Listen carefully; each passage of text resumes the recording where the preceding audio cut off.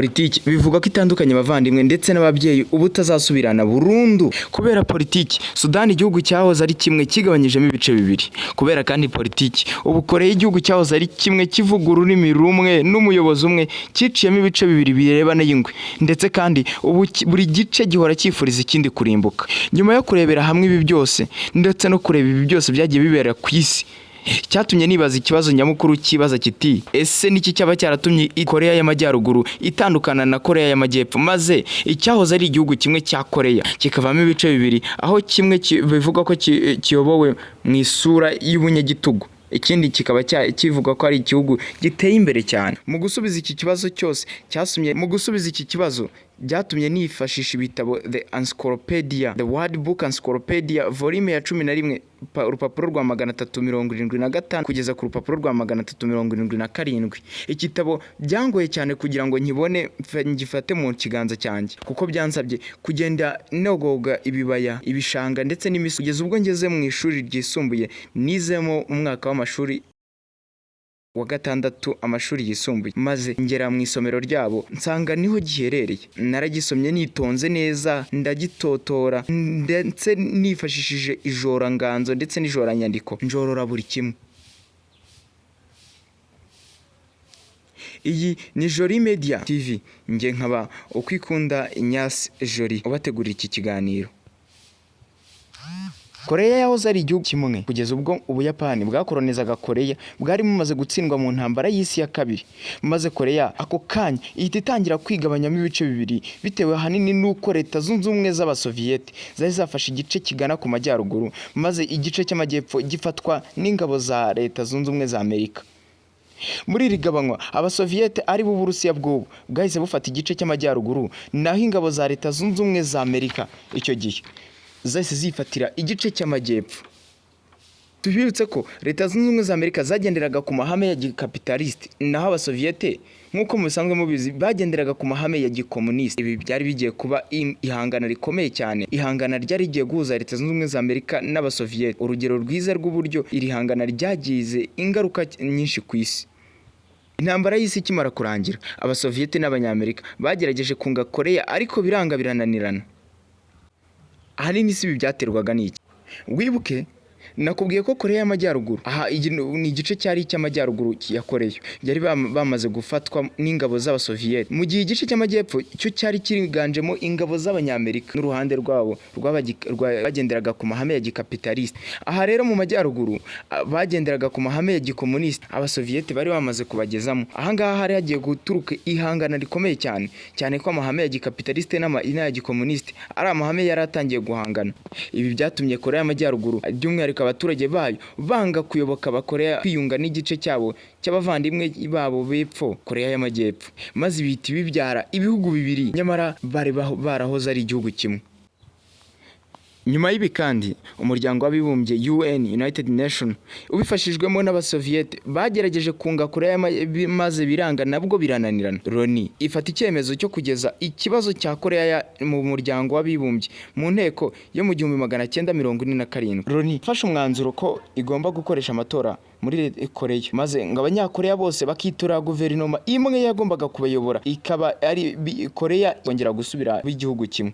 Ibi ngibi byatewe mu nkokora na Koreya y'Amajyaruguru ibifashijwemo n'Abasoviyete, cyane ko Abasoviyete bari bafite igice cy'amajyaruguru bahise batangaza ko badashobora na rimwe kwemera ko Loni igera mu Loni yagerageje gukoresha amatora muri Koreya kugira ngo ireme Koreya imwe iyoborwa na guverinoma imwe, maze ikora ibishoboka byose ngo Abanyakoreya bitorere guverinoma imwe yagombaga kubayobora.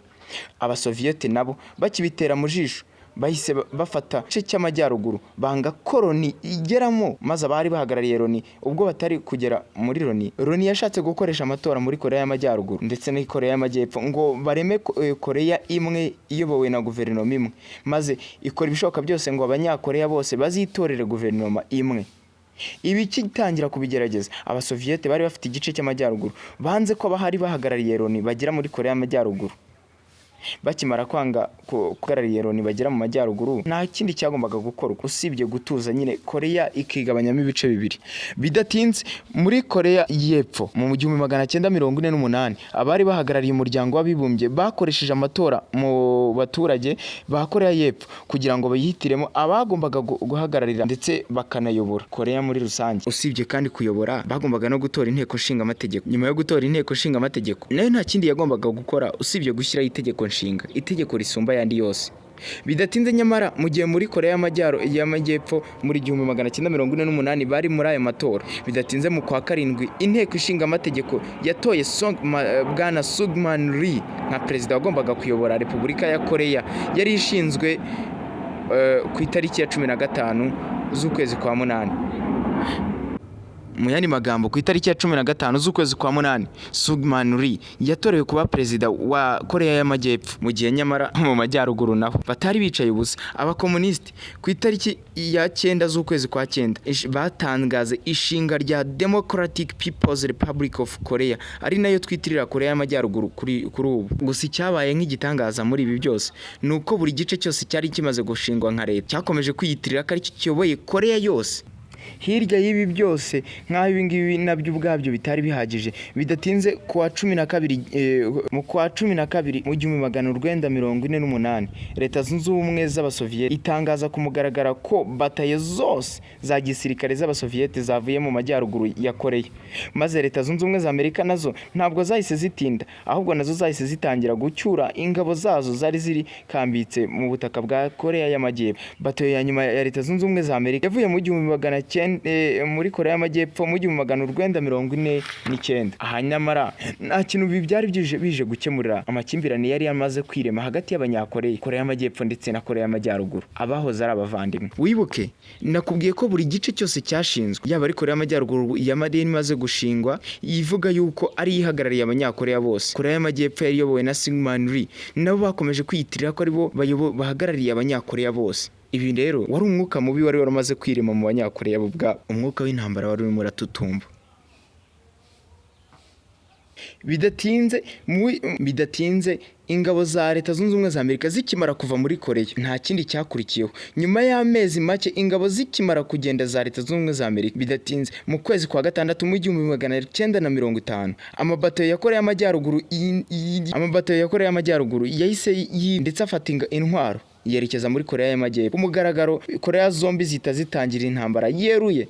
Intambara yaje gukomeza kugeza mu 1953 mu kwezi kwa karindwi, aho Leta ya Korea y'Amajyaruguru ndetse na Korea y'Epfo zemeranyaga ibiganiro maze zikareka intambara, zikemera guhagarika intambara. Nta ruhande na rumwe washobora kuvuga ko ari rwo rwatsinze byanyabyo intambara, cyane ko buri ruhande intego y'intambara kwari kwigarura Korea yose. Ubwo rero ibi byaje kurangira bemeranijwe agahenge maze intambara ihagarara. Ariko hagati aho muri iyi ntambara ya Korea zombi y'ubwayo yagaragayemo ibihugu bikomeye cyane ku buryo bweruye cyangwa se buteruye, no kuvuga ku buryo buziguye cyangwa butaziguye. Muri iyi ntambara ya Korea yombi yagaragayemo ibihugu byari bikomeye cyane byagenderaga ku matwara ya gikomuniste nka Leta Zunze Ubumwe z'Abasoviyeti ku ruhembe rw'imbere ndetse n'Ubushinwa. Ahangaha kandi hanagaragayemo ibihugu bitandukanye byagenderaga ku matwara ya gikomuniste biri ku ruhande rwa Korea y'Amajyaruguru.